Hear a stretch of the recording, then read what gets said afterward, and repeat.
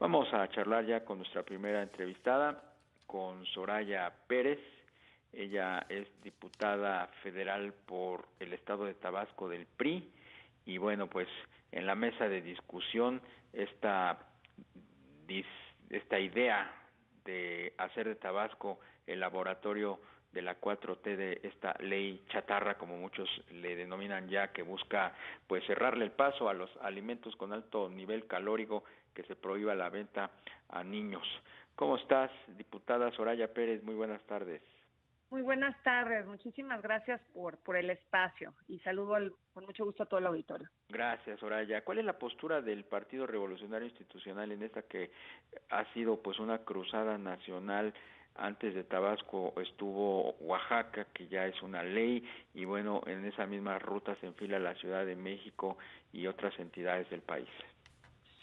Sí, mira, lo más preocupante desde mi punto de vista es que Tabasco, la tierra del presidente, está siendo el laboratorio legislativo de Morena. Como tú sabes, y es que antes de la ley chatarra ya hubieron otras dos leyes. Primero fue la ley compadre, que permitía asignaciones directas sin licitación pública, que es algo totalmente inconstitucional, que afortunadamente la Suprema Corte se manifestó y hoy ya son normas inválidas. Luego fue la ley Garrote, para que no hubieran manifestaciones o pena de cárcel. Imagínate, una pena totalmente desproporcionada, también inconstitucional, pero además incongruente, que la proponga un partido que logra el poder a partir pues de las manifestaciones públicas. Y ahora la ley chatarra, que pues mengua el libre comercio, que además es una facultad exclusiva de la Cámara de Diputados y que va a poner en grave riesgo la lenta reactivación económica de nuestro estado, que más que den estamos viviendo un infierno económico. Exactamente. Diputada Soraya Pérez, buenas tardes. Le saluda Rogelio Varela. Diputada, ¿cómo están los tiempos para que pues esta ley chatarra, que pues por lo que sabemos ya tuvo el visto bueno del Congreso local allá en Tabasco, pues pueda entrar en vigor? No, ya la ley ya está aprobada, ya está publicada en Gaceta, y esa fue la razón por la cual yo ya le solicité a la Comisión Nacional de Derechos Humanos. El día de ayer le hice una solicitud para que evaluara la posibilidad de presentar una acción de inconstitucionalidad.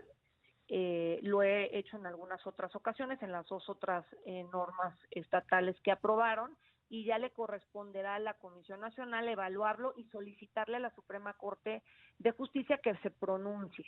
Pero digamos, en este momento ya es válida, o sea, en este momento más bien hay una incertidumbre sobre cómo se va a aplicar, porque no nada más prohíbe la venta, sino también prohíbe la distribución.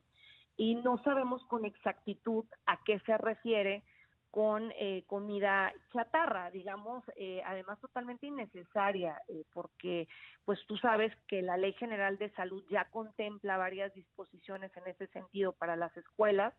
Incluso hubo un acuerdo que firmó el secretario de Educación en aquel momento, en 2014, después de la reforma educativa en la administración pasada, para normar todos los alimentos que debían presentarse en tienditas, cooperativas, en los desayunos escolares.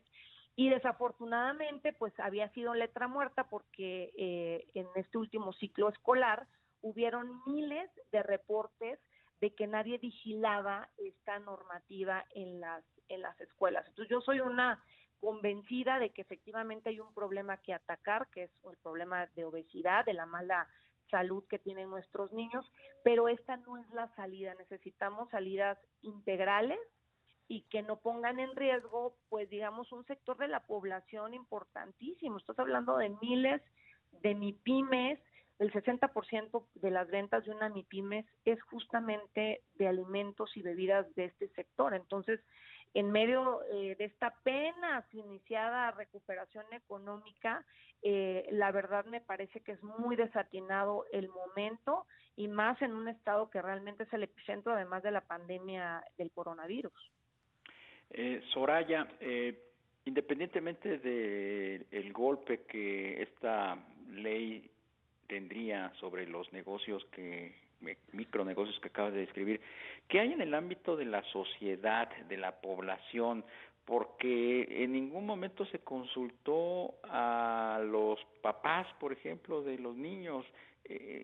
¿Han ustedes detectado alguna manifestación de parte de los consumidores? Porque al final también se transgreden los derechos de los consumidores.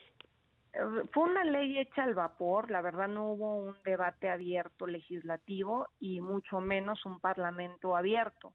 De hecho, lo que han solicitado los sectores que consideran que pueden verse afectados ha sido justamente eso, que se les escuche, que se hagan mesas.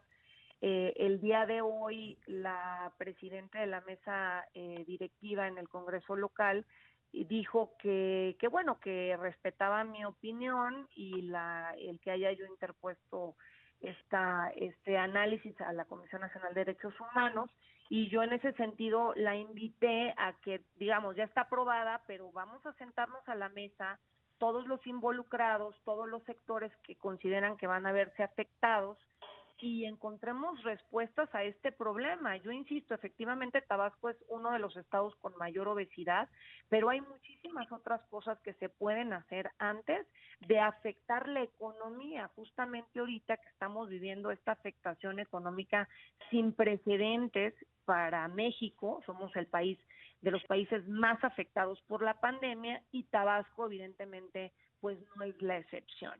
Yo te voy a poner un ejemplo, el sector de la producción de cacao. El cacao es un regalo de Tabasco al mundo y hay una industria muy típica, muy tradicional de chocolate tabasqueño. Estás hablando que la producción de cacao en Tabasco es el 65% del nacional y dependen de ahí más de 30,000 familias. Ellos pues no saben qué va a pasar, y estás hablando de una industria que genera alrededor de 750 millones de pesos tan solo en estos últimos 4 meses y aún en medio de la pandemia. Entonces, ese es un ejemplo, y el cacao, por ejemplo, hay una parte que tiene denominación de origen, el cacao Grijalba, y así te vas viendo los MIPYMES, los diferentes sectores, pues todos queremos saber cómo pretenden implementar esta ley.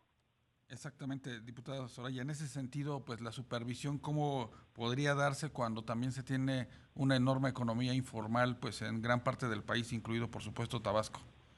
No, de hecho, ellos mencionaron que la ley va a aplicar también a los informales. Imagínate, es otro tema que también nos corresponde a nivel federal y que debería ser una prioridad más bien encontrar los incentivos para que la informalidad se vuelva a la formalidad. Nada más que hay muchísimos estudios que demuestran que para que un informal se mueva a la formalidad, por lo menos se le aumentan el 50% de los costos. Imagínate ahora con este tipo de limitaciones al comercio. Entonces, la verdad es una ley muy desatinada, muy inoportuna también, porque la sensibilidad de los tabasqueños no está en eso. Yo quiero insistir en que Tabasco es el primer lugar en número de contagios por cada 100,000 habitantes, es el primer lugar en número de muertes por cada 100,000 habitantes, y la realidad es que esa es la prioridad de los tabasqueños, proteger la salud y enseguida proteger la economía, porque durante años hemos estado inmersos en una dependencia absoluta al sector petrolero, que en este momento no está teniendo su mejor momento. Hoy fue primera plana en varios periódicos en prensa escrita. La producción ronda lo que estábamos en los 70s, y además la política energética de este país pues está patas para arriba, no tiene ni pies ni cabeza. Y Tabasco depende de esta industria. Entonces, las prioridades legislativas y las prioridades del Ejecutivo, desde mi punto de vista, y coinciden mis compañeros de partido, incluso la oposición también, el PRD hoy anunció también una acción de inconstitucionalidad ante la Comisión Estatal de Derechos Humanos. Bien. Es que tenemos que centrarnos en las prioridades. Bien, pues diputada Soraya Pérez Mungía, diputada federal por Tabasco del Partido Revolucionario Institucional, muchas gracias por la entrevista.